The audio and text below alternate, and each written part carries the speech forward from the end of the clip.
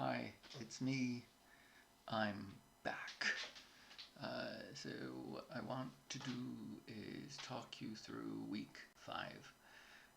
Week 5 is when we move from minds to networks.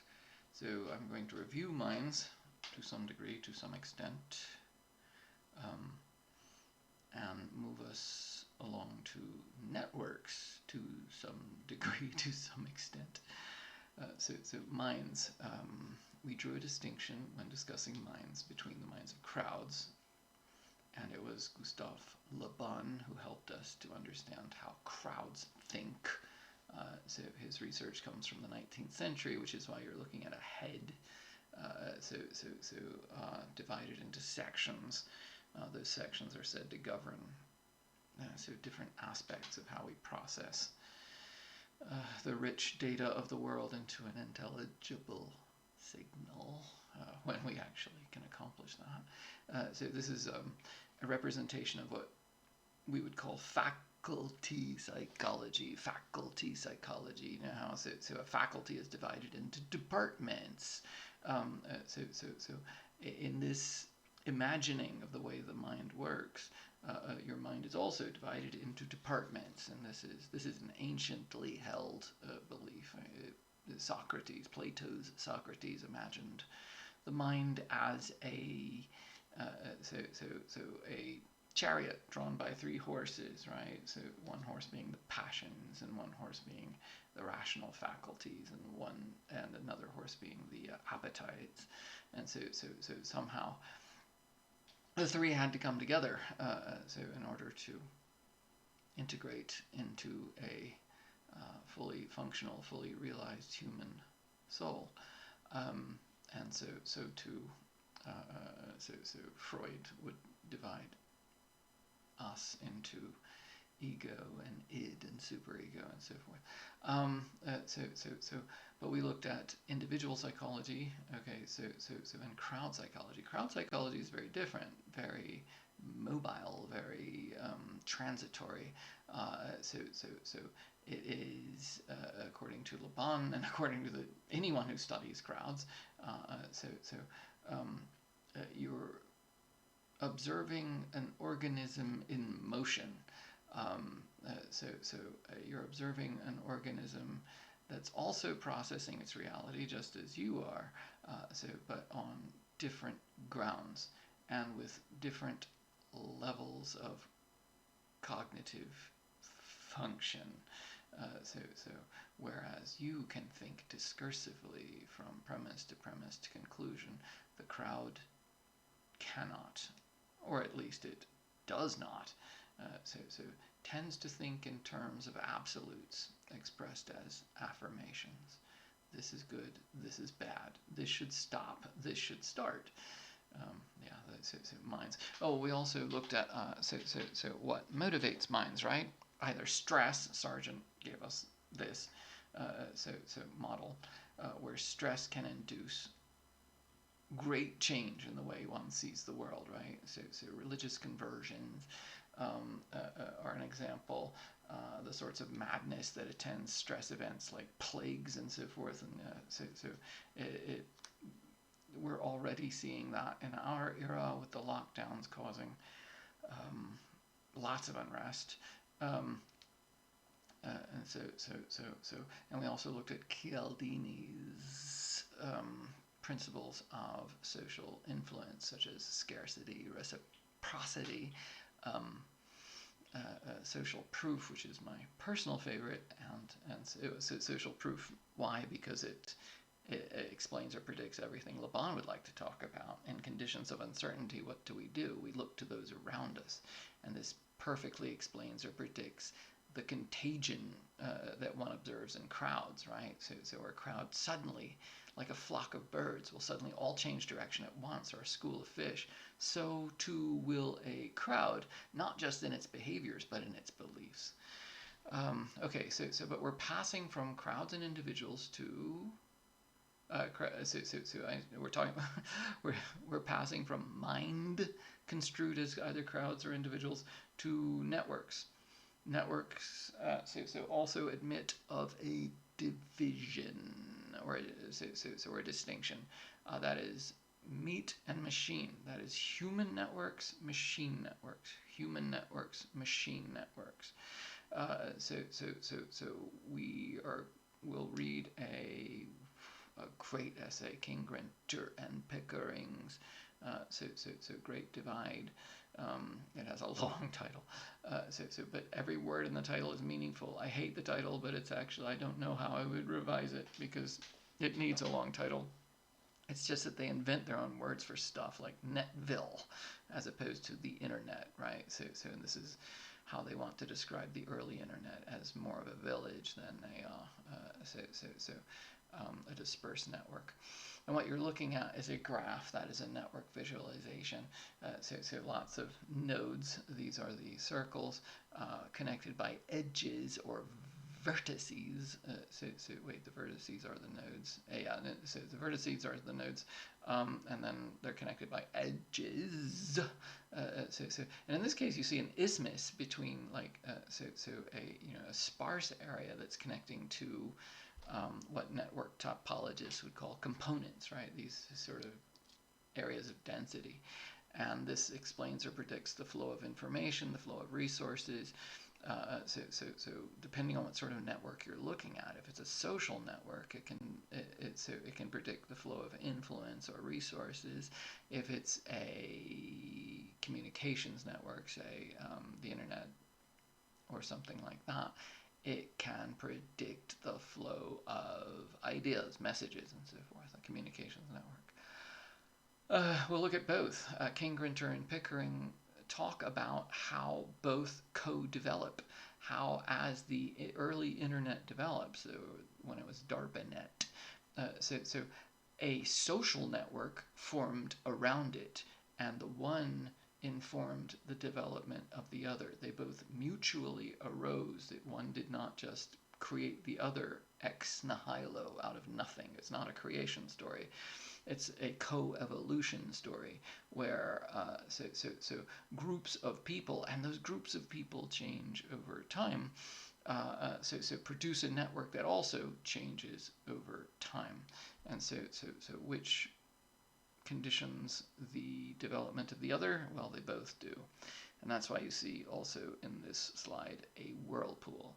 Because when we're talking about minds, when we're talking about networks, when we're talking about crowds, when we're talking about social networks as opposed to machine networks, we are actually talking about one process.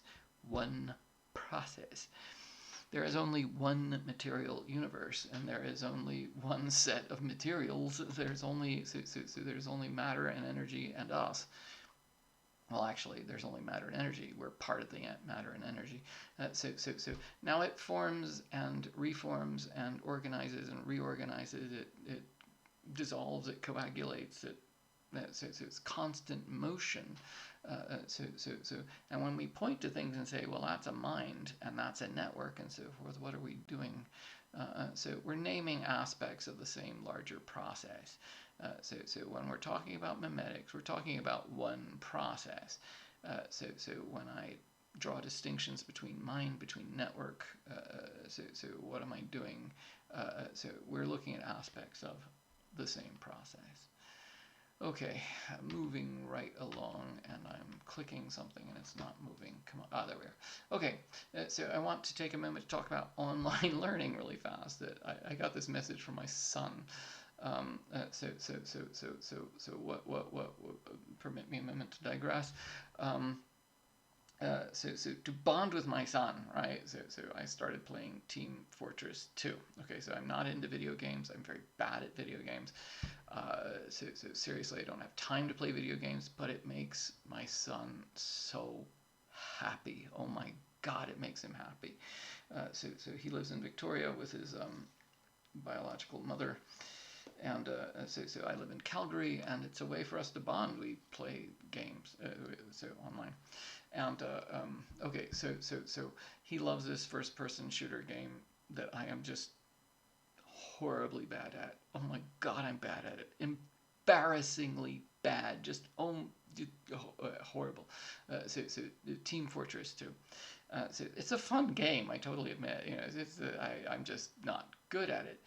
So to not further embarrass myself or embarrass my son when we're playing with people and so forth. So I started watching videos, and I wanted to tell him that, look, I'm working on this. So I'm not going to be. I hope that I won't embarrass you further. So thank you, son. I forget what he had said, but I was just watching videos on how to improve as a beginner in TF2, and that's true. I was learning how to enter commands into the console, how to customize customize and how to improve my gameplay and so forth. And great, says he. I can't wait until tomorrow. Tomorrow we had a game scheduled. Just remember to practice with bots. That is, so while you're watching the videos, so you can do what you're learning immediately.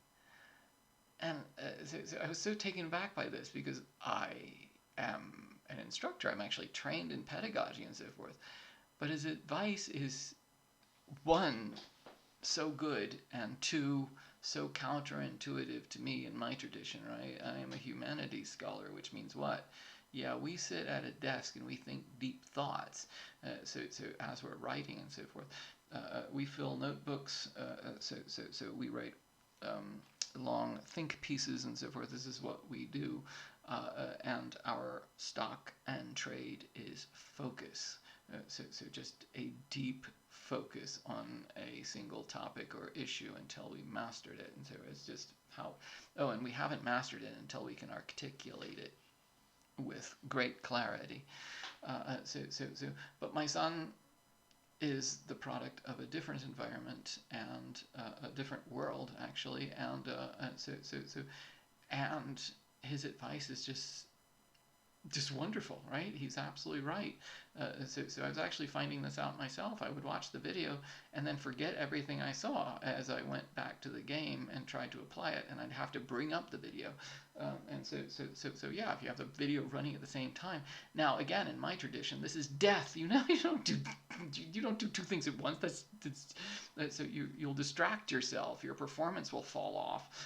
There is no study that says that people multitask better than when they, or more effectively than when they commit themselves to a single task. However, so when you're trying to learn something, and I know this, right? You see over here, John Carroll is like a master in my profession. He wrote this book called The Nuremberg Funnel that totally changed my life. It's the way I've written computer manuals. And I follow his principles on everything. And this is a sort of sequel where a number of other specialists in minimalist design chime in to talk about later developments in minimal manual in the design of instruction, minimalist instructional design. Okay, and what Jim Carroll learned early on in his studies was, this is the way, what my son describes is the way people like to learn. People like to learn, okay, especially online or especially in computers and so forth, with computers. They like to learn quickly, and and they like to apply what they've learned immediately. And this is the way you develop skills. Now, it's a lesson I keep forgetting. But it's how I designed this course, to be honest. It's why I chose Google over Blackboard and so forth, because Google more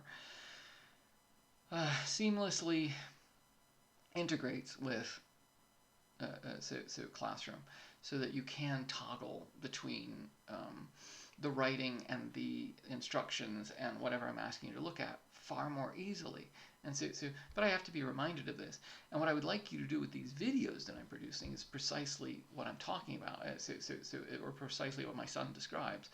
And that is, okay, so if I'm referring to a reading and so forth, bring up the reading. I'm talking you through it. If I'm talking about, so I'm going to be reviewing the course, go back to the earlier assignments, go back to the earlier readings. So while you're watching the video, so that you can, by physically making those connections with keystrokes and so forth, and seeing what's on the screen and so forth, you are using the medium to do what? To help you draw those connections. So practice with bots. I don't know how you do that, but but while you're watching the video, right? So go to the readings, go to the assignments, so go to the things I'm talking about, so that you can make those connections in your head. Okay, so what is this class about? It is about memetics, and what do you see precisely? You see so a series of images.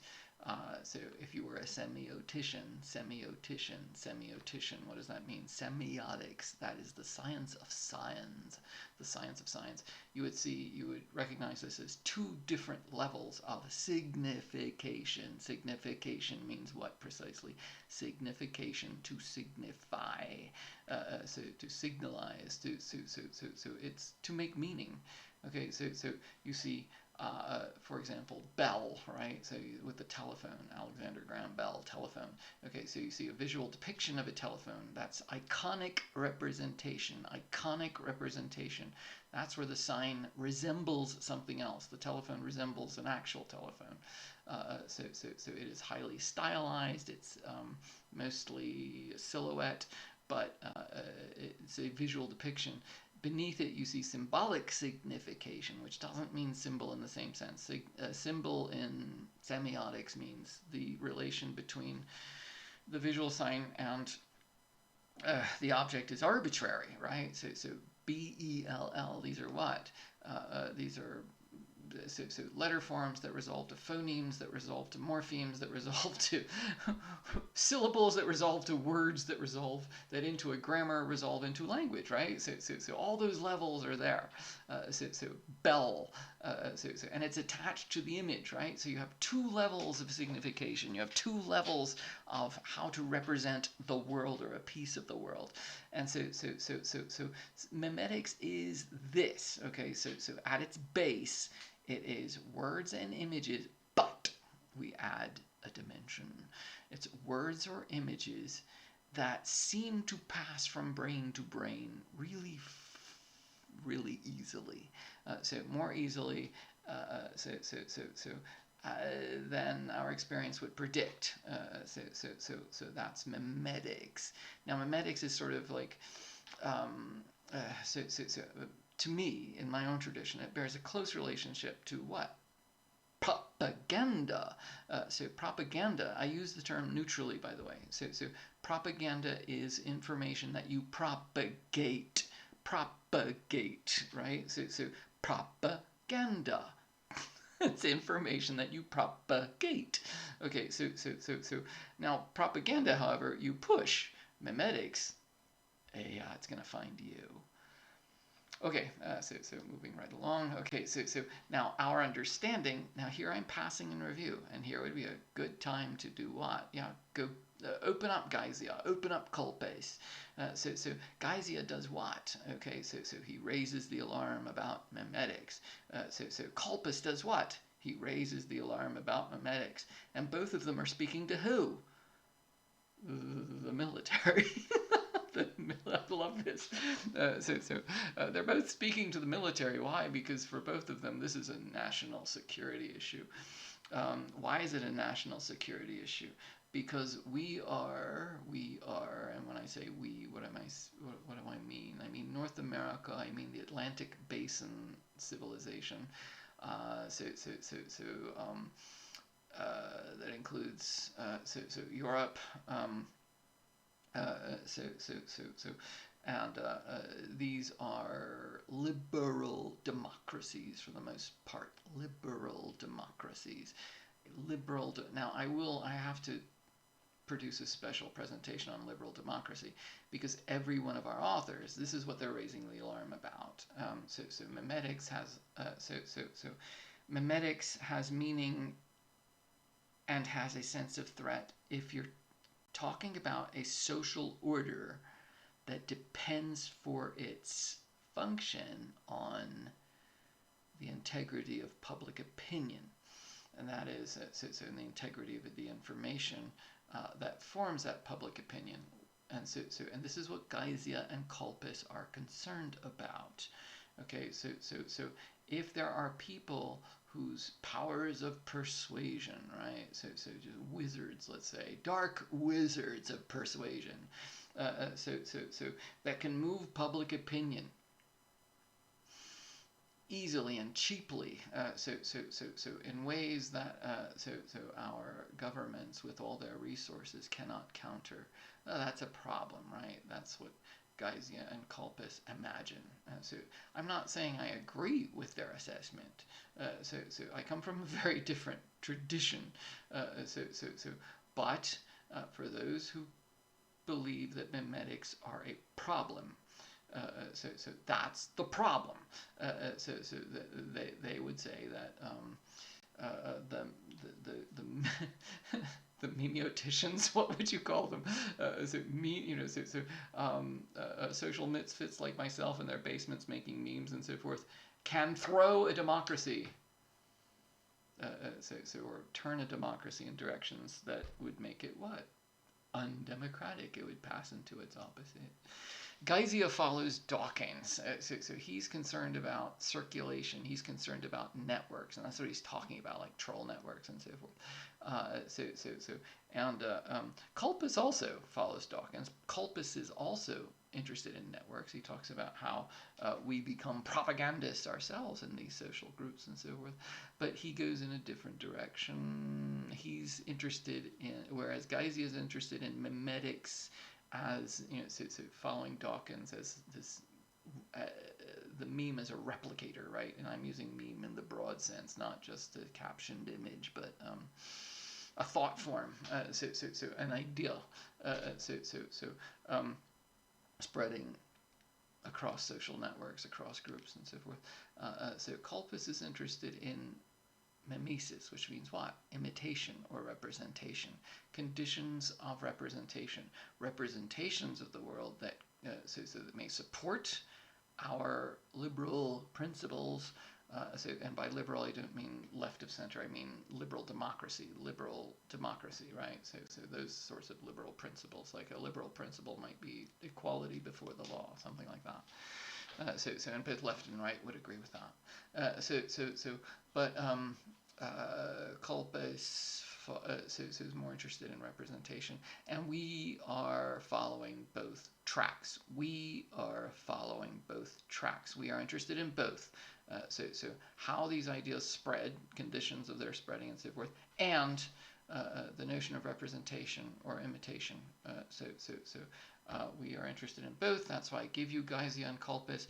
They are representative of those two trends in the study of memetics.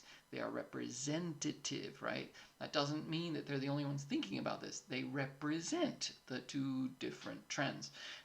So that's why I introduced them. They're not necessarily the best representatives, but they're the contrast between the two sort of brings out that distinction most clearly. Okay, so in our first section, the problem of minds. So in our first section, we discussed the problem of minds, why we change them, whether as individuals or as groups, right? So when we're talking about memetics, we're talking about, so what's the danger? What is the problem? So it could change our minds. So we need to do what? We need to establish a basis with respect to minds. So what are they? How do they operate? Whether singly or in groups, and so forth. So hence, and these two triads come from Le Bon. Images, words, formulae, right? So remember, crowds think in images. Those images resolve to words. We form those words into formulae. Images. Crowds think in images. Images resolve to words. Those words combine to repeated formulae. So formulaic, which means what? So we're talking about so word bursts, right? I gave you the example in an earlier presentation of land, bread, peace. Those are what? Those are pictures. So expressed as words. So repeated as a formula, repeated formulaically. And then prestige, affirmation, contagion. Leaders. Okay, so now in our era, this sounds odd because like you have groups like Antifa or that seem to be leaderless. They are not. Or or white supremacist groups and so forth that seem to be leaderless. They are not. They do have leadership. So it's just in our era, okay. So the way our intelligence and law enforcement community operate, they decapitate. It's like what they tried to do to Saddam Hussein, right? Kill him. They target the leaders. So what happens? So just like any other organism, it adapts. And so how do you adapt? Well, if your enemy is targeting your leaders, so you make sure you hide your leadership. But prestige means what? Okay, so this is the authority that accrues to leaders. So affirmations. How do they express themselves? In simple affirmations, right? Remember, crowds can only think in absolutes. They cannot think. They cannot make subtle. They cannot draw subtle distinctions. So they're not going to reason with you. So no, they think in absolutes. So you express yourself in affirmations that develop some degree of contagion, which means what? They're easily repeatable. And spreadable in a crowd, like fill that seat, which is the latest formula from the Trump campaign, right? So that does what? Well, it's highly contingent, based on the situation. So remember, Dominac quotes Lenin as saying, well, how do we develop our slogans?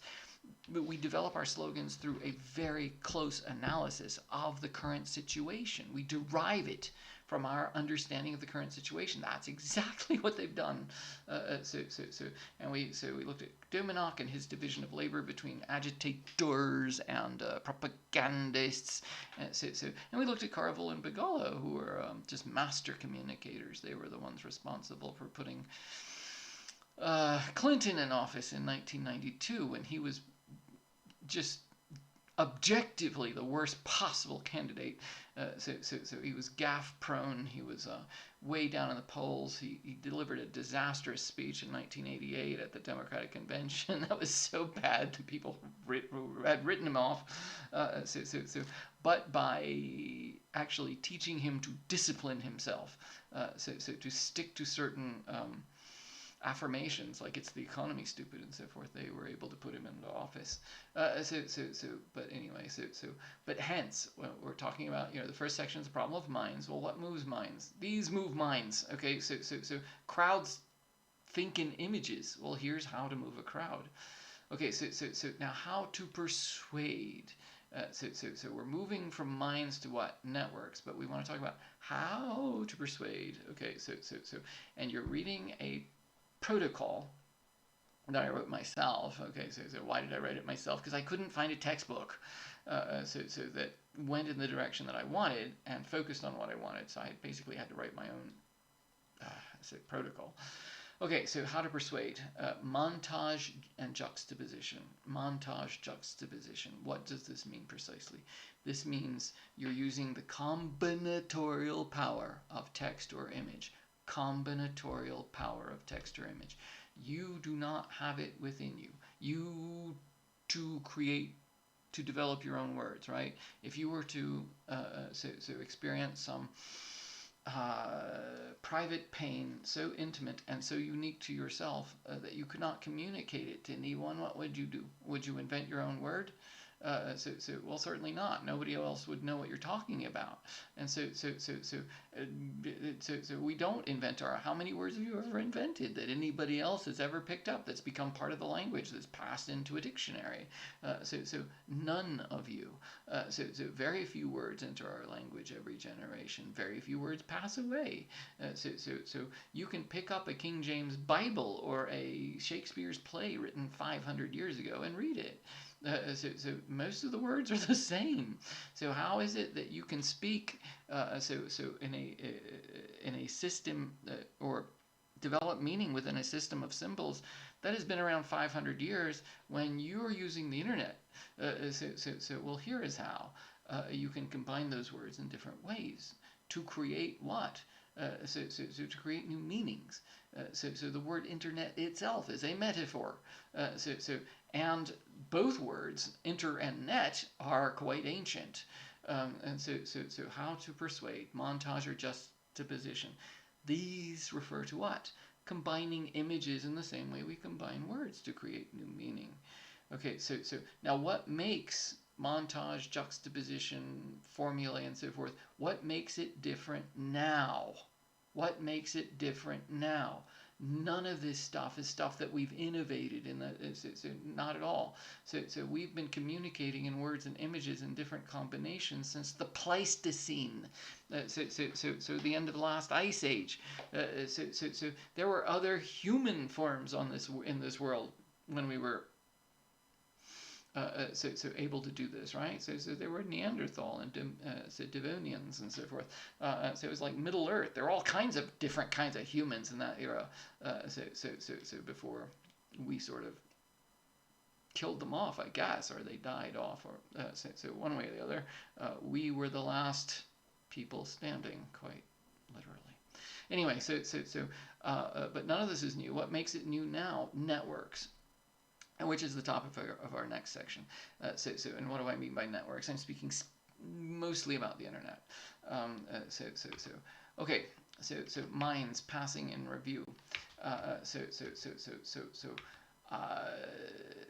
want to talk about persuasion and coercion, right? So persuasion. So how to persuade. Montage. So how to coerce. Okay, so when we talk about minds, we're going in two different directions. How do we change minds? We're either coercing or we're persuading. We're either coercing or persuading. Now, what you see before you is a tweet by John Cleese, one of the Monty Python crew. Very funny gentleman, but he's not being funny now. The single most depressing thing about Trump, writes Mr. Cleese supporters. I shouldn't have commented there. The single most depressing thing about Trump supporters, says Mr. Cleese, is that a lot of them are evangelicals. Evangelicals, okay, which he spells with a lowercase e. The idea that Christ might approve of this vile, sleazy, pride-filled, and rudderless oaf, he's referring to Trump, is an insult to his teaching. Okay, and notice the lowercase h there.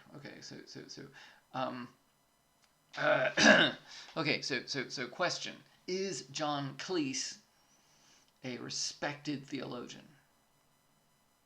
Is he noted for his piety or his faith? Does he often talk about his walk with Christ, his embrace of the Christian tradition, his attendance, and the strength that he draws from his fellowship in the body of Christ? I'm a Jew, by the way. I'm not trying to convert you. I'm just but I'm trying to think about this from an evangelical point of view. And the point is this: no, absolutely not. So both in his comedy and in his personal life, he is quite irreverent. And and there's nothing wrong with that. I'm not saying that's a bad thing. That's fine. It's a choice. But to then say to begin lecturing evangelicals on the practice of their faith seems really odd. It is unpersuasive. He does not have anything. Think about Laban's formula. Prestige. Does he have any prestige? Does he have any authority to speak to Christians? He does not. He does not. Is this persuasive? It is absolutely not. I mean, if he were to reach out to me and say, Gil, you're not being a good Jew, what would I say? Tell me about your Judaism. What the hell? On what grounds do you have to say?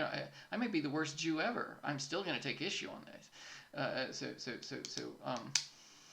Uh, no, a better way to approach evangelicals, well, we'll talk about that in a moment. Okay, so to compel, to coerce, to shame, to blame, to apply pressure of any kind is the opposite of persuasion. What is John trying to do here? Mr. Cleese, I should say. I don't know him personally. I have no right to call him John. So what is Mr. Cleese doing here?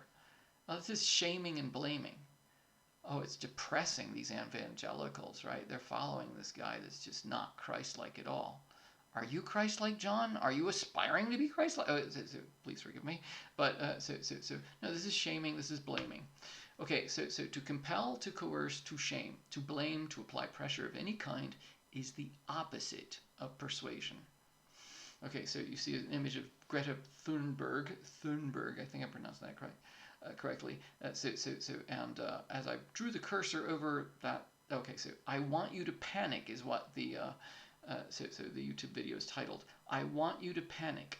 And she actually says this. I want you to panic. Our house is on fire. I want you to be scared. What is she doing? She's telling you how to feel. And she's implying that if you don't feel that way, okay, so you're acting in bad faith. You're either ignorant or you're evil. So to compel, to coerce, to shame, to blame, to apply pressure of any kind is the opposite of persuasion. Oh, and so I have in parentheses here. This is a personal maxim of mine, right?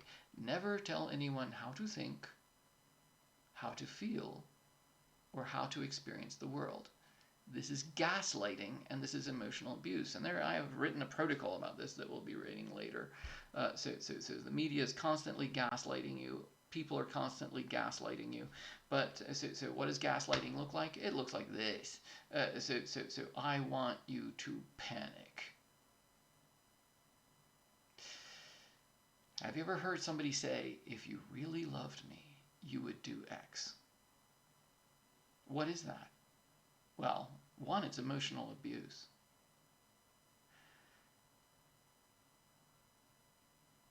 Two, it's gaslighting. And that's precisely what Thunberg's doing here. So if you really cared, you would panic. And you would do what I say. This is called coercion. And it's one of the reasons why I believe, okay, the people who promote action with respect to climate change are so singularly unsuccessful. I mean, they've been successful in convincing our elites that it's something we want to do, and they keep pushing it on us, but they've been very unsuccessful in convincing most people that it's something that we want to do. Why? Because this is the way they do it. They're constantly telling us we're going to die, and their predictions are often wrong, which is a problem. Because it gives the skeptics lots of grounds to say, well, yeah, so by now our polar ice caps were supposed to be clear.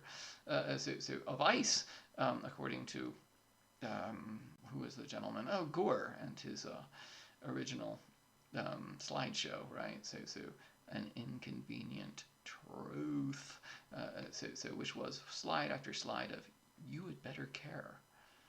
And if you don't care, you're acting in bad faith, you're a bad person. To shame, to blame, to apply pressure of any kind is the opposite of persuasion. This is gaslighting.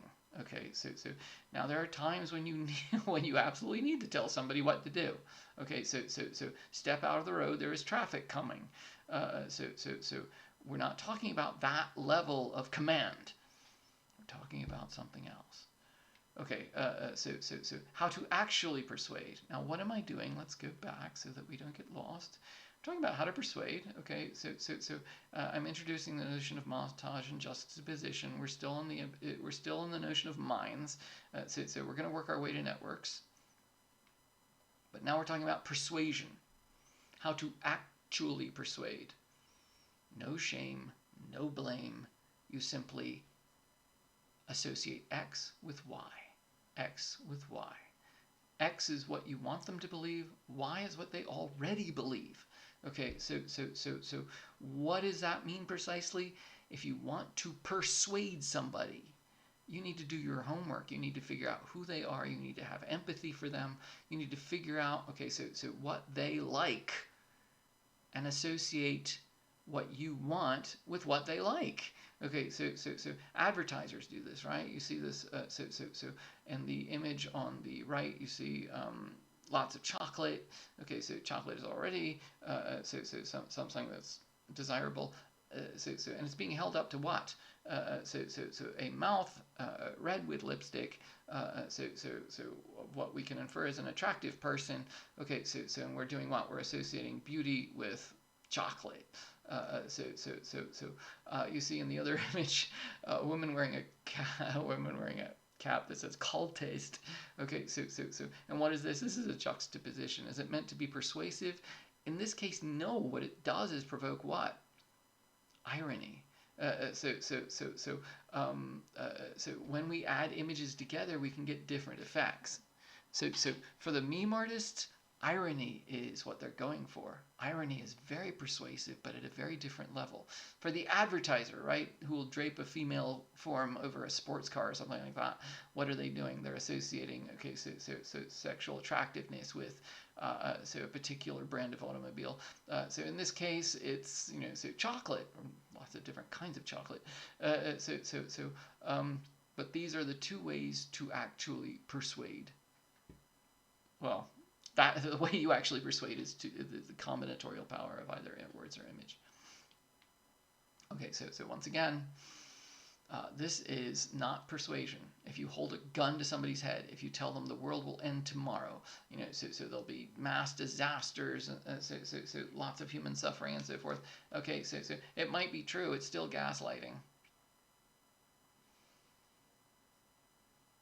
There are better ways to get people to do what you want. But anyway. Okay, so associations, collocations, conditioned responses. Now think about the last time you went to a horror movie.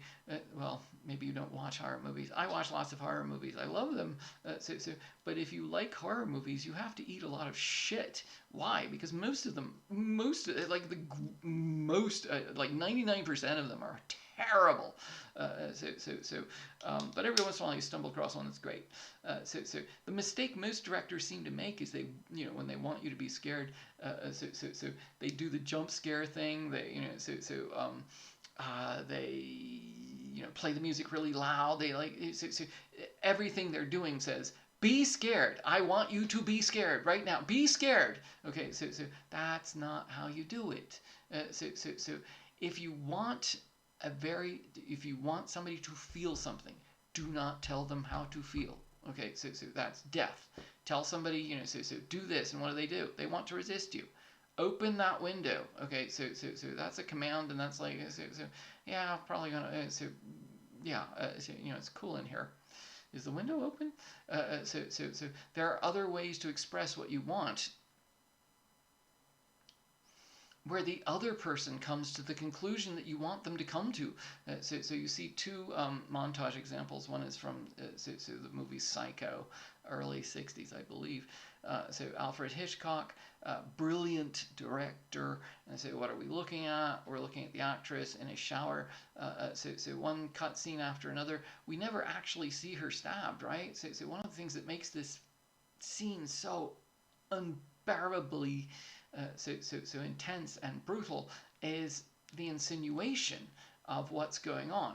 So through a series of close-ups, through a series of cuts between the shower, the face, the drain, and what you don't see the drain. And there's a very famous scene where the blood is going down the drain. But in a series of scenes,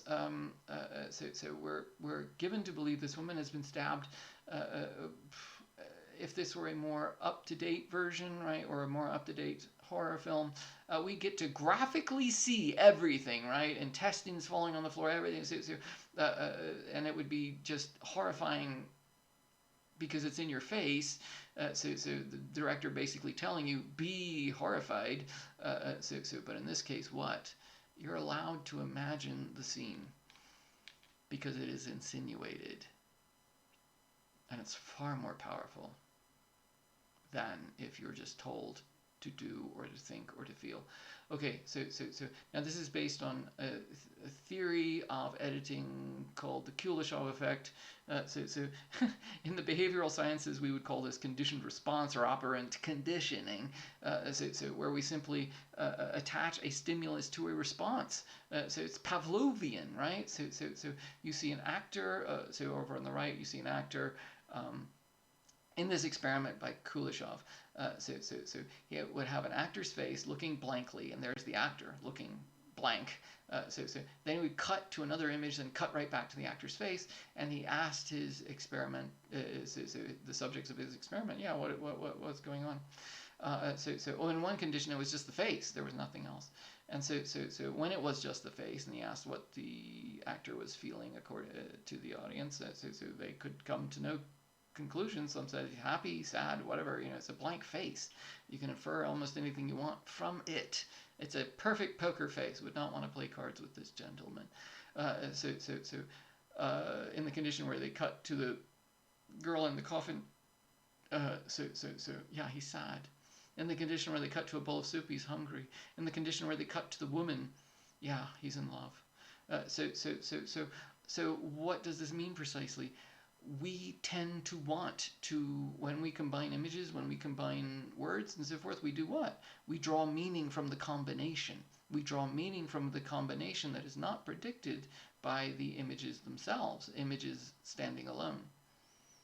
Put them together and it's like they form a sentence from which you can derive a higher level of meaning. And because it's happening in your brain, right? You think it's just natural. You think it's you drawing these conclusions.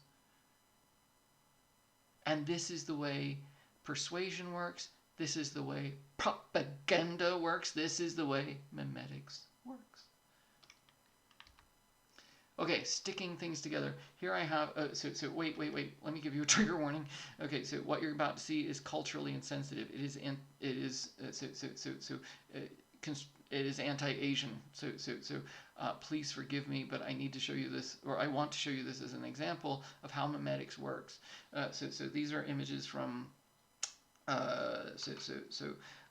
threads from an image board about the coronavirus, right? Coronavirus general. And what you see on the left is the image of Corona-chan. Now, Corona-chan is derived, right? There from Ebola-chan. Ebola-chan is the image in the middle. That's the nurse figure holding the skull. And her ponytails terminate into depictions of the Ebola virus. The Corona-chan next to her, same, right? If you look at what's in her hair, holding her buns, it's those are in other depictions you can see them more clearly, but they're the coronavirus, right? The spiky balls, and you can see she's holding the 1 million cake, which means what precisely? Yeah, so in the world there have been 1 million. There are now 1 million infections apparently, or have been 1 million people affected, or 1 million people, whatever. Anyway, so she's celebrating the fact that the infection has reached a certain level. And then you see this from the same thread, a gentleman with 2 masks on, with his hand and head in a position that suggests despair or exasperation. But what are we doing here? Okay, so this is montage or juxtaposition. We are juxtaposing and ironically playing on images, right? To do what? To very subtly convey a message. Okay, the Corona-chan suggests what? Okay, this came from China. Just like Ebola-chan. What's funny about Ebola-chan is, it's not a black woman, it's a very European woman. But looking, well, actually, or Japanese, I don't know. But anime-looking figure. And I didn't choose the best Ebola, Corona-chan. But wearing a woman in Chinese costume, so she's sometimes depicted eating bat, that sort of thing. So to suggest what? The responsibility for this lies with our Chinese brothers and sisters. and non-binaries, and that's the problem, right? So this is a subtle, ironic means of persuasion that just flies in under your conscious radar. All of those associations and so forth. Yeah, on a conscious level, you might not be picking it up, but your brain is. Just as, so on a conscious level, you might not be picking up that these associations are entirely constructed. I mean, on a conscious level, you will recognize these associations are entirely constructed, but your brain's not. Your brain's just putting them together. Because that's what your brain's supposed to do, right? This is how you draw conclusions from the data of your environment. So you're using that ordinary function of your brain to do what? To convey a message. Okay, so what have I done? Okay, passing quickly in review. And watch this, by the way. This is the amazing montage, and I linked to it from the montage protocol. It is an amazing, wonderful example of how to use still images in combination to communicate a sublimely complex message. But anyway, watch that. Okay, so talking about what the distinction between coercion and persuasion, how the one works. And we're going to look at lots of examples of both, by the way. Gaslighting, coercion, and so forth, and the far more subtle and far more effective combinations of words or images. Now we're going to detour to what? Machines, networks. We're going to talk about the machine first. And so King, Grinter, and Pickering give us what precisely? They give us a picture of a community, a networked community, right? Because these people were all distributed in time and space, so they sort of had to be, because computer equipment is expensive. A university might be able to afford 1 or 2 units, or machines rather, and so they would network with other machines across the country in order to combine their computer power to pool their expertise, and so forth. So this is the story of the early internet. Researchers who were doing what? Trying to innovate within a system which was itself in development, and so their community co-developed with the system, and and the social system supporting the material system. As it changed, the material system changed as well, which conditioned what? The social system, and so until we reach our level, where what? We pass from actual participants in the system to consumers of product, which is a very sad development, both for the authors and for me. That article predicts everything that's wrong with the internet now. Very sadly, it doesn't. But anyway, but one of the findings of the researchers that I want you to pay particular attention to is the star and entourage social formation of gurus, where you have people with technical skills doing what? Sharing those skills with others. And and developing followings, right? So my son wanted me to do what? Okay, well, actually, I started watching YouTube videos. Why? Because I saw my son doing it. That's how he got good at the game. Why? Because there are gurus, that is people who are really good at the game, who are sharing their information. It is a very robust finding in all of internet culture. This is the case. People with information will share it. What do they get in return? Prestige. Remember Le Bon. Okay, so they become the leaders of the crowds. They become the influencers, to use internet marketing language that makes me cringe. It all began early on, kings, queens, and royal persons. So this is a very robust finding. Okay, so networks meet. Okay, so we talk about networks. Machine means what precisely? The development of the internet. Oh, by the way, okay, so the King, Grinter, Pickering article totally omits lots of development that was happening outside the internet. There was also FidoNet. There was the BBS. BBS means bulletin board. The BBS Underground. There were lots. So I was online Through most of the 80s, so I only got onto the internet in the late 80s. So this is through my university, but that was the only way to get on in the late 80s, early 90s. And the internet was very different, right? Before 1994, there was no web, it was fun. It was great. It was more fun as far as I'm concerned. But so it was text-based, a text-based internet of Gopher sites, of the Internet Chat Relay, IRC. So there was the Usenet. So this universe of discussion fora that was just the most fun ever, and it will never come back. And as much as I cry, it will never come back. Anyway, but this was but there were other networks, FidoNet and the echoes of FidoNet, where it was actually more advanced than Usenet. And these were just hobbyists who would set up electronic bulletin boards on their computers, and you communicate over phone lines, and and it was wonderful. Okay, so networks meet. Okay, so I'm having you read Barabazi. So Barabazi has the honor of, I don't know why he hasn't won the Nobel Prize. So he discovers a new law of nature. So the so-called power law distribution. Okay, so if you look over on the right, you see power law distribution compared to a normal distribution. So normal distribution means what precisely? Like so you have human height. So human height. Your North American male, the average height of the North American male is what, about 6 feet. So as you go to 6'1", 6'2", and so forth, notice that you sort of drop off. There are fewer people who are 6'1", fewer people who are 6'2", and lots fewer who are like 7 feet tall and so forth. So this is why you see the bell curve, right? So on the other side, you also drop off. There are fewer people who are 5'8", 5'7", 5'6", and you drop off until people are 4 feet tall. Some males and so forth. But there are fewer of them.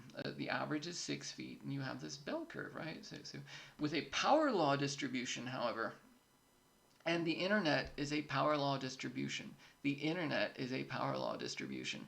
These gurus and influencers and so forth are power law or artifacts of a power law distribution.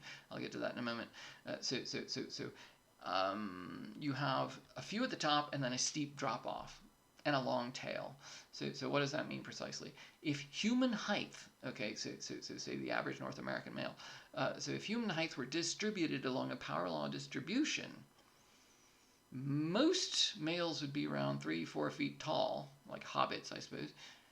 And then every once in a while, you'd meet a male who was 400 feet tall, 400 to 600 feet tall, right? So it'd be like it'd be like Middle Earth, right? A bunch of hobbits, and every once in a while you meet a troll, who's 400 feet tall, and causing lots of problems in the Shire.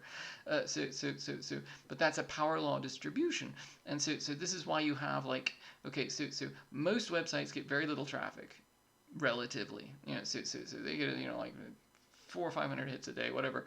So most websites, and when I say most, I mean like just about 99% of the web gets so much, and and then every once in a while you meet a site like what?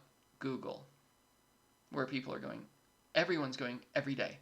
So Amazon. So then you get but these are the sites everybody goes to, and this is why you get these weird small world effects, right? So because there are zillions of us, and but we're all going to the same places, so we're all having similar experiences. Small world effect is a network effect, and there are other causes of the network effects, but you also get this long tail, right? So which means what precisely? So the internet supports the development of niche communities because these long tailists, these people who are otherwise not able to find each other, can find each other. And organize. It's like, imagine being a furry in 1980 in Calgary, right? So it would be you and no one else. But now, okay, so now you can find other furries, right? So because they're online, and this long tail effect allows for the development of niche communities, and it allows for them to become more prominent because, as influencers and so forth find them and talk about them, then everybody gets to know about them. And and that's another sort of network effect. Okay, so I have over here a royal court. And this is what sort of we need to explore this more in the research literature, because a royal court is what precisely? So you have a star, and then you have an entourage, the star being the king who's on the raised platform, and so then you see the court all organized around him. So you have the king and everybody else. And what is that basically? Okay, you could say, well, that's a hierarchy. That's the way a hierarchy is. This is a steep hierarchy, but it's a hierarchy. Yeah, it's also a power law distribution. Is it a network? Well, yeah, but so what is the distinction between a power law distribution and a hierarchy, Mr. Barabasi, or Dr. Barabasi, I should say. That was it. Because guess who rules the internet? Google. Because they're at the top. So it's like anyway. So people like to say, okay, networks and hierarchies are two different things. Yes and no. So a network can be a kind of hierarchy. So there we are. Anyway, moving right along. Antifa, the Rutgers report. If you'll remember, I linked to this. So now what am I doing? I'm still talking about networks. Now I'm talking about why networks are important. Why is it important to understand them if we're studying memetics? Well, it's important because this is the way people organize now. And this is the Rutgers report I linked to. So there is one. Yeah. Here they're talking about, and this speaks to this hierarchy network distinction, right? So they are saying what precisely? Okay, network-enabled anarchy, network-enabled anarchy, network-enabled anarchy. How militant anarcho-socialist networks use social media to instigate widespread violence. And this is true. Okay, so it talks about how they're using Reddit, how they're using other social media platforms to get their message out. To who? Okay, so this is to the everybody else. This is to the long tail. This is to the follow-ons and so forth. Their own organization, however, highly hierarchical. The John Brown Gun Club, Socialist Rifle Association, Youth Liberation, Strategic Innovation. In other words, what you have here, this is not an amorphous or acephalous. Amorphous means formless. Acephalous means headless. This is neither amorphous nor acephalous. This is neither amorphous nor acephalous. So you have well-funded, well-organized hierarchies like the Strategic Innovation, the Youth Liberation Front and so forth. I've been following the Redneck Revolt for a while. Where are they? John Brown Gun Club, Social Gun Club. Where the hell? Where the heck? I know they're here. Okay, so Redneck Revolt is a group I've been following. Oh, there it is, John Brown Gun Club. It's the same group. They must have merged or something. So notable among images of Spronson is the appearance of the red bandana, a symbol to designate both a far-left militia known as the John Brown Gun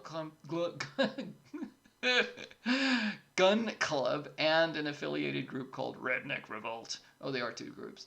An explicitly revolutionary militia, which is prominently linked. Now, I've been following these guys for a while because they're lavishly funded and superbly organized.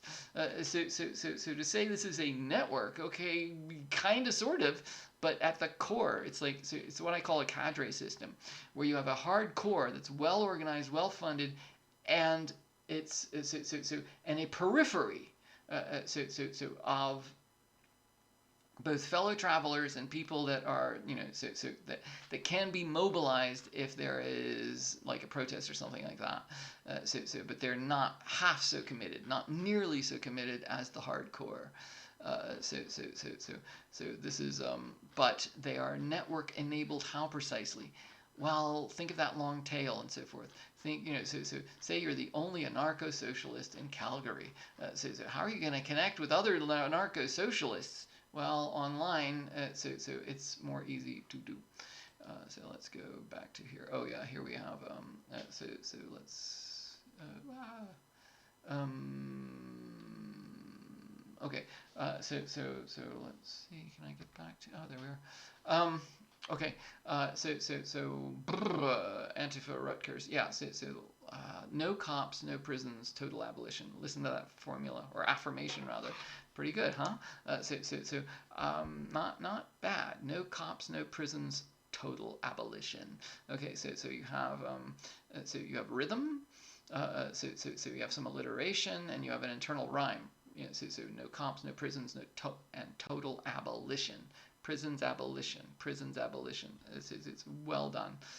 So that's a great formula. Okay, so when we said tomorrow, we meant like tomorrow, Friday, September 18th, Direct Action March. It's been Elizabeth Crothers Park. Direct action. Direct action is code for what? Bring your shields, bring your masks, because we are. This is not a peaceful protest, or this is not a protest, I should say. This is a direct action. That means we're going to be doing something. So there we are. Okay. Now, why am I bringing this up? Okay. So this is what's going on now. This is what was happening then. Black Bloc, 1999. Now, now here I have to give you some of my personal history here, because like I was at. This is a book called Networks and Net Wars, and which I read long ago. So it's a very good book. Here it is. It's in its entirety. Rand is really great at this, right? You can buy the book if you want. It's $20. It's not expensive. It's a little bit dated now, but they've given you everything you need here, and so just Google networks and net wars, or search for networks and networks. Don't use Google. And you'll find it. But here is the article. Where is it? Activism, social. Okay, so I want Net War in the Emerald City, WTO. I was there. This is 1999. Yeah, whatever. Save it. And open it. Okay, so Net War in the Emerald City, the WTO, that's World Trade Organization. And I was there, right? So I identified as Black Bloc. So way back then, this is 1999. I was not part of the. So I was part of the protest, right? So, and I was marching with the unions, who were present, but I was not part of the.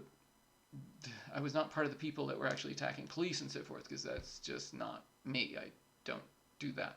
But but what was I? Why was I there? World Trade Organization, right? So we're interested in workers, and and trade is a problem, and so why is free trade?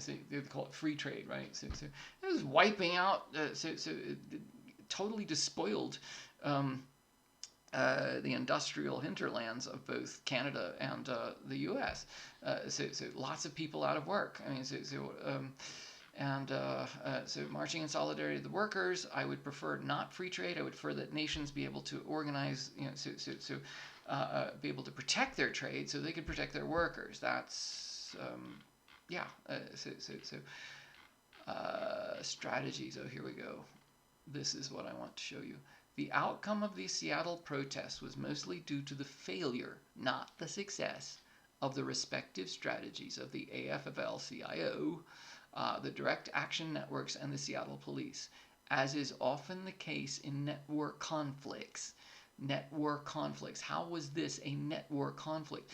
This was the first time so that activists on the ground organized themselves using cell phones, and and they were able to run circles around the police, even though we were outnumbered. But we could communicate. We could see them coming and so forth. We moved from one area to the other. We were able to divide them, and because we were able to compromise the security of the conference, they had to shut down the WTO. That was the network component.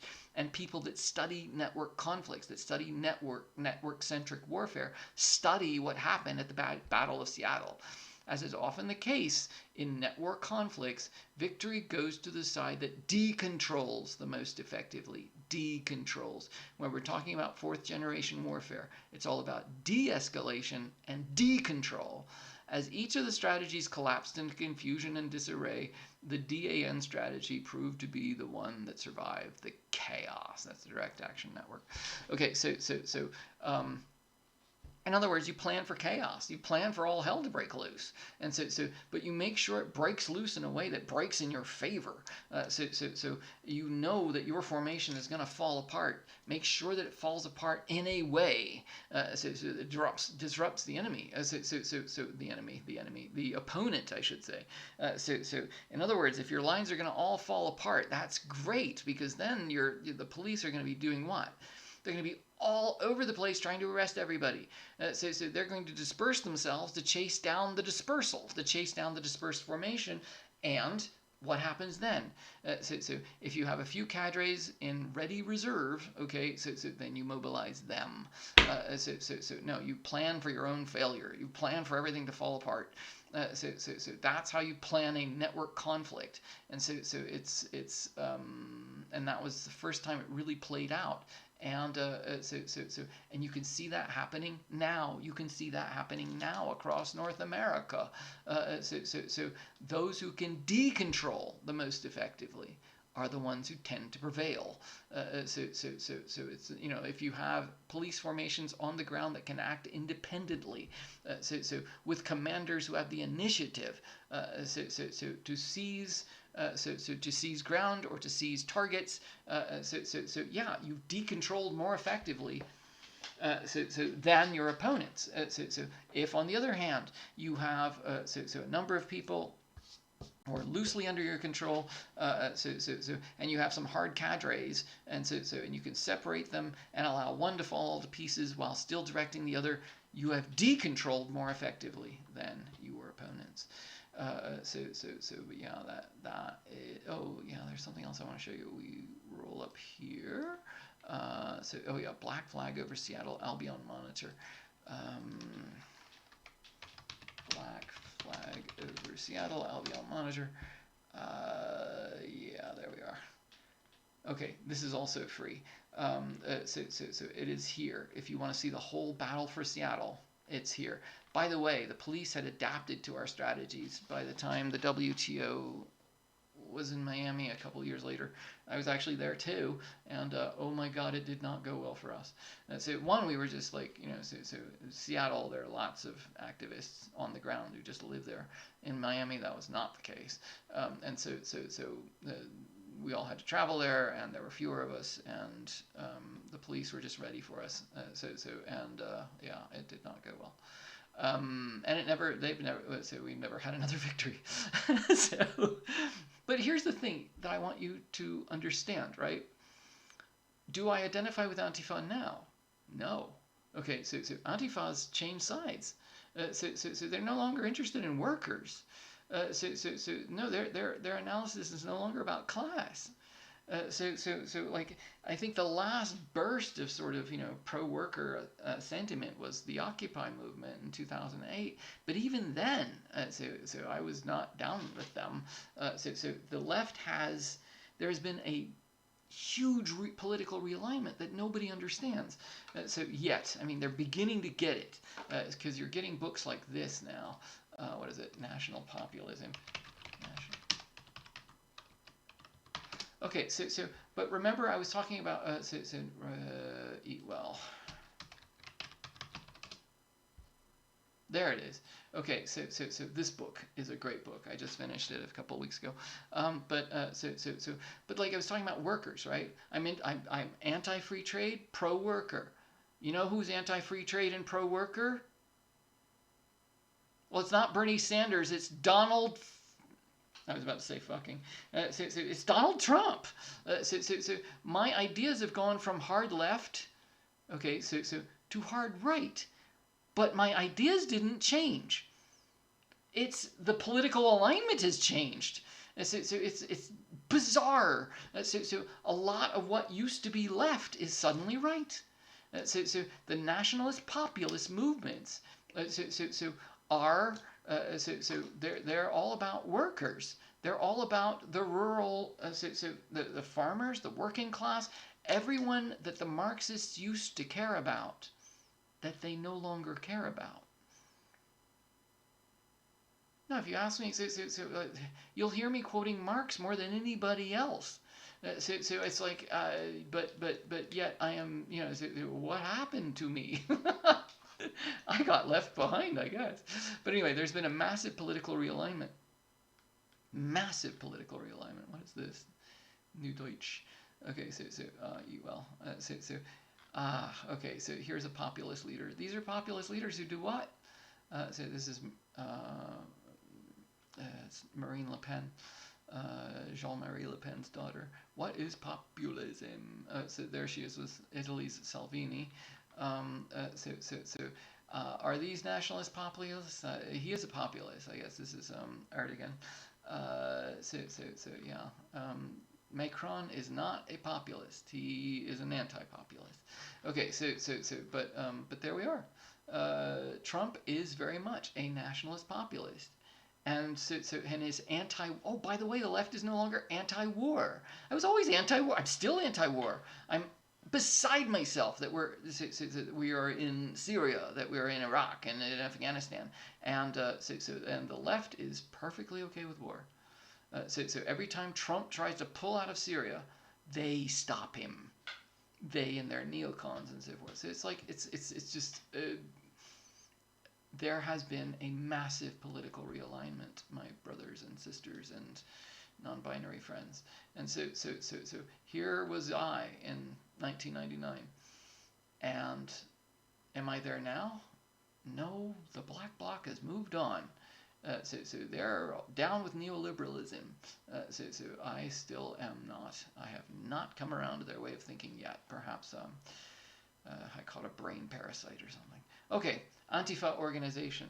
Okay, so a small free literature section was set up on the grass, overseen by people in ski masks. It was a popular offering, and people crowded around, craning to see the pamphlets. Titles included "Why Break Windows?" "I Want to Kill Cops Until I'm Dead." "Peace Now, Peace Later." Peace spelled P-I-E-C-E. Peace now. In other words, break things to pieces now, and we'll have peace later. An anarchist introduction to firearms in defense of smashing cameras. Actually, anarchists have always been.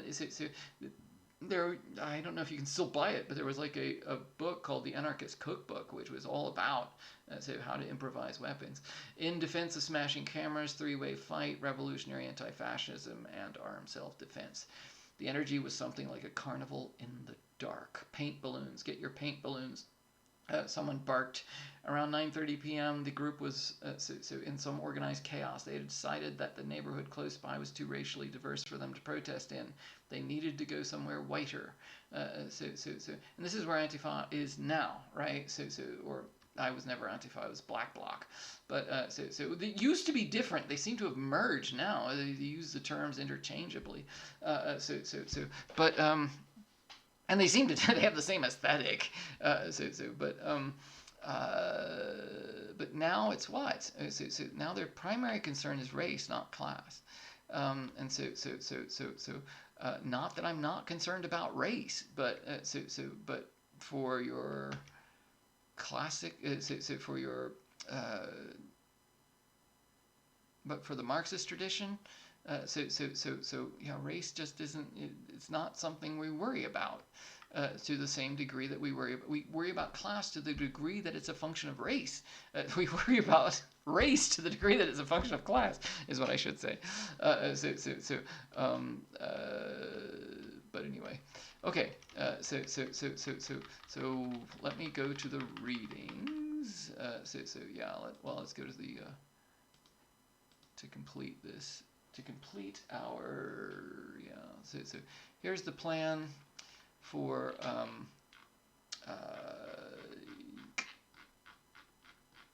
where did I put the question? This is the share and compare. I don't want to be here. Okay, so for your terms and concepts, I'm having you read what? So this protocol, the visual proposition. Watch. So please watch the links, and the links are what precisely? I give you the stuff I'm talking about. Here is an interesting juxtaposition. I talk about the Kuleshov effect. So I give you some examples of Kuleshov effect combinations. But I want you to watch these, right? So I have the propaganda, the visual syllogism, the propagandist's formula, The master narrative of the propagandist, I should say. So in which I give you these, right? I can't play them for you. I'll get copyright strikes. So watch them yourself. This is alone is fantastic. So it's actually well anyway. And then visual insinuation, or how to develop clickbait images. So for your share and compare, I'm asking you to develop some clickbait images, but let's quickly go over the readings. And this is where you should bring them up, right? So as my son was talking about, have the readings available. Okay, okay, the visual. Well, I was just going through one of the readings. So watch those two montages. They are beautiful. One is from the movie 1984. One is from another film, The Parallax. So you read King Grinter Pickering's The Rise and Fall of Netphil. It is depressing, but it's also, well, it's depressing, but it shows that the internet was it was like a moment in time. We tend to think of it as now an appliance, or or a utility. It's just there all the time and so forth. It's like television, which is very sad. It was never meant to be that way. So the rise and fall of Netville is the story of what? So it's the story of the rise of the social network that supported the material network that supported the social network, and how they co-developed until the one turned into its opposite, right? So until a community of like-minded people who were in a social and in a communal social enterprise of developing the best possible network that, to support the stuff they like to do, passed into a commercial platform. With all the good and bad that accompanies it. I mean, the good part is what? It's accessible to far more people. But then you have to ask, what's accessible? What did we accomplish precisely? So Barabazi's emergence of scaling and random networks, here's what I want you to know. A scale-free network is what precisely? A scale-free network is what precisely? A scale-free network is what precisely? How is it different from a random network? And what are the precise properties of a scale-free network? What are the precise properties of a scale-free network? Now, these short presentations, this is what I want you to get from it. Okay, so here, again, lots of warnings. This is a... I was talking about Corona-chan. So this is Emily Eustace. Emily Eustace is I don't agree with her. I don't endorse her. I'm not saying I approve of her, but she is brilliant. She is a brilliant meme artist. So a lot of the memes that you're sharing and so forth, yeah, they come from her. And here she is actually performing. So what I want you to see are the juxtapositions. What I want you to see are the juxtapositions. She is. So there's a lot of insinuation going on here. Okay. But Yochai Benkler. When he's talking about open source economics, and he's talking about shared economy. Okay, so what is he talking about? He's talking about how networks make the sharing and the developing of resources so much easier.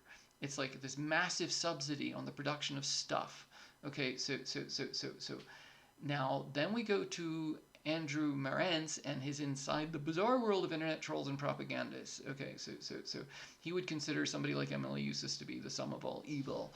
But what I want you to see is Yochai Benkler's understanding of how networks make it easier.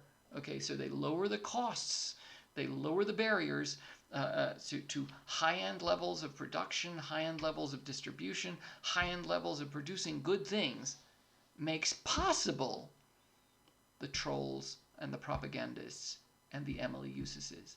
You cannot have, remember the whirlpool image. The one is the same as the other.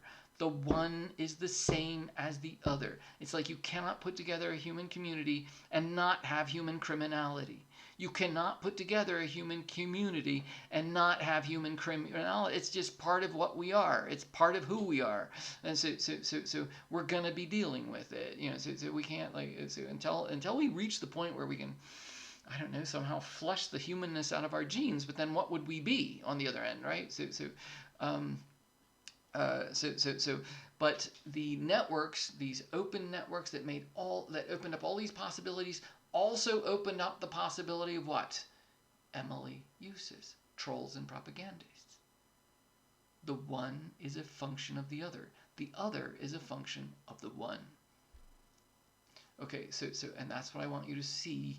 So as you listen to these, right? So it's sort of like, you hear, naive people who think they're being profound when they talk about, nuclear weapons or nuclear power can be a force for good or evil. Yeah, I hate to say it, but that's kind of what I'm saying here. But I'm not saying it that way, right? So it's like, saying force for good or evil. No, what I'm saying is there is no good or evil. There's just the one process, and and this is part of the process. So this is anyway. Okay, but we'll return to that. So these two are, if you watch these, right, how to create a cinematic montage. What is modern propaganda? So this is actually an art collective. So what are they talking about? How to stick stuff together. Okay, so how to combine images to create higher levels of meaning. How to combine images to create higher levels of meaning. So these are examples. And the questions derive from, okay, so I'm asking about the Kuleshov effect. So the uses video that I actually want you to watch, and the Barabazi article, the King, Grinter, and Pickering. So I'm asking questions right from the sources. Okay, and where are we? Oh yeah, plan. Here's the share and compare. Share and compare is easy. Okay, so I've started a new policy. If you don't pitch to your catcher, you're gonna get a 0. So I had it set up backwards, where somehow you'd, like, if you didn't receive, you'd be penalized. And yeah, that's kind of a dumb idea, isn't it? Anyway, so yeah, if you don't give somebody something to review, I'm going to give you a 0. But all you have to do is come up with some, where are they? Yeah, so come up with a few. Where's the right thing? Oh yeah, here it is. Just come up with a few clickbait images. Write them yourself, right? So I give you an example. I show you how to do it in the visual proposition. Let's jump down here. Yeah, so here's my example, right? Took a picture of, just found an image of a gas mask, right? And then you caption it, right? Take a deep breath before you read about how I prepare for a class. Prepare to be shocked. Are all the washrooms at Mount Royal University really clean? And yeah, see, clickbait, right? And here's actual clickbait. So Richard Gere's net worth left his family in tears, and you see a picture of him looking really haggard. But note that this gives you no information. It's total clickbait. It's using insinuation to draw you in. He was a huge star. Okay, 4chan fans will recognize this guy. He was a huge star before his plastic surgeries. Guess who? Okay, you're not going to know who, but yeah, but it's meant to do what? Draw you in by means of insinuation. Okay, and there we are. So all you have to do, does it have to be good or bad? Does it have to be high quality? No. Give it your best shot is all I'm asking. This is an easy A. Unless you don't give, so you don't pitch to your catcher, then it's an easy 0. And too many zeros, and you're going to have to withdraw from the class, because, like, seriously, if you're not pitching, you're not going to pass the class. Okay, so let me pass quickly in review. Oh my god, I covered a lot of stuff. Look at all this stuff I covered. Oh, if you want to review it, just listen to it again. I'm sorry, I've run out of energy. I think I've been talking for over an hour. Okay, but here we are. Aren't you glad that this is the online version of the course? Because you'd have to sit there and listen to me talk through this in class. Oh my god. But this way you can, like, take a break, go get a tasty snack, stop it, start it. So if I'm unclear, you can go back over it again. So you can do what my son suggests and have stuff running in the, so open up the documents as I'm talking about them, which is a really great idea, by the way. Okay, thank you for your time and attention. How do I bring this to a close? Oh yeah, and I will certainly be in touch with you later.